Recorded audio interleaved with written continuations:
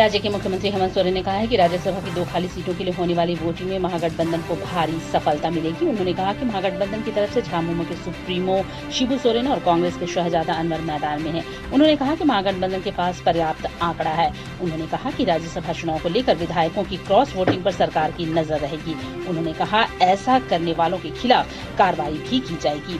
विधानसभा अध्यक्ष रविंद्रनाथ महतो के पास दल बदल का मामला भी चल रहा है। ऐसे में राष्ट्रीय जनतांत्रिक गठबंधन के विधायकों और उनके प्रत्याशी दीपक प्रकाश के पक्ष में मतदान करने वालों पर भी पूरी तरह नजर रहेगी। मालूम हो कि 19 जून को झारखंड विधानसभा परिसर में सुबह 9 बजे से 4 बजे तक वोटिंग होगी। इसी दिन शाम को नतीजे भी घोषित कर दिए जाएंगे।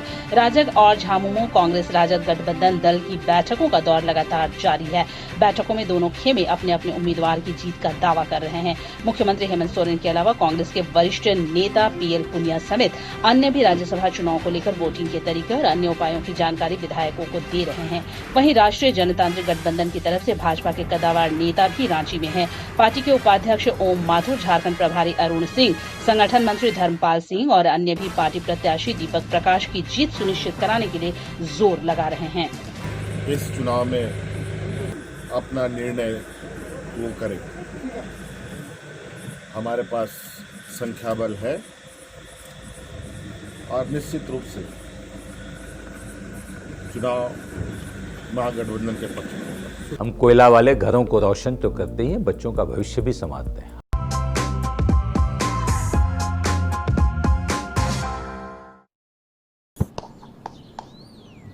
चिकू, तुमने बोला बड़ा रोल मिला है तो मुझे लगा। क्या लगा?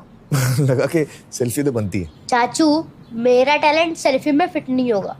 ओह,